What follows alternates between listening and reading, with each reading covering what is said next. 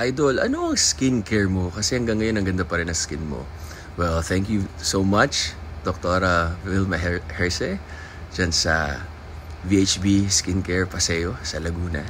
Yan, ever since dyan kami ni Wifey Serena, ang galing nila maalaga sa skin. Papa-facial, bibigyan nila kayo ng soap na hiyang sa mukha nyo.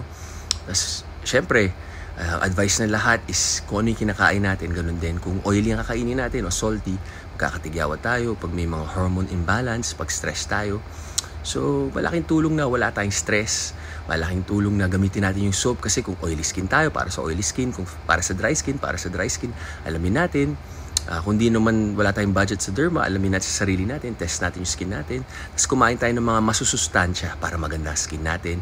At maging positive tao tayo, maging mabuting tao, lalo na sa kapwa. Mag-radiate ang pag-glow ang skin natin. Tama kayo, mali ako, I'm not your doctor. Do what works for you. God bless.